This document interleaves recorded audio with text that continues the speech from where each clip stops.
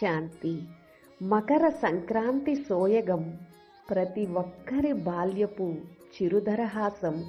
కాలం మారినా క్రేజు తగ్గని క్రీడా వినోదం. ఏటేటా అప్డేట్ అవుతూ నవ్యహంగులతో అంబరాన సంబరాలకి ముస్తాబయ్యే వన్య చిన్నెల మురిపం. ఎల్లరి మదిని దోచే రంగురంగుల గాలిపటం. వినీలాకాశంలో విహంగమై విహారం. గగనతలానికి తానే ఒక అలంకారం.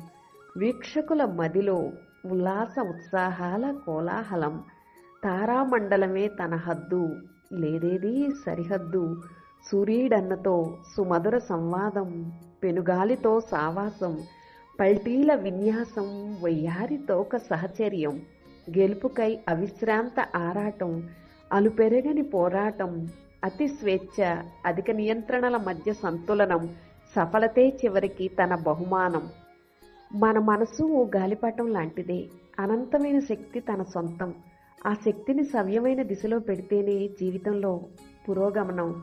లేకపోతే అవుతుంది అదే మనసు అభివృద్ధికి అవరోధం. అందుకే చిత్తానికి కావాలి చక్కని దిశానిర్దేశం.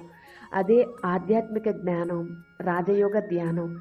మనస్సు గాలిపటాన్ని సూత్రధారి ఈశ్వరునితో జోడించే సూత్రమే రాజయోగ ధ్యానం. ఈశ్వర ధ్యానమే జీవితంలో ఆర్ట్ ఆఫ్ ఫ్లయింగ్, ఎగిరే కళకు సాధనం. ఇదే గాలిపటం నేర్పించే విలువైన జీవిత పాఠం. So keep meditating, keep flying high in the sky. తెలుగువారి అతిపెద్ద పండుగ, ఆనందాలు మెండుగా. అందరికీ మకర సంక్రాంతి శుభాకాంక్షలు. ఓం శాంతి.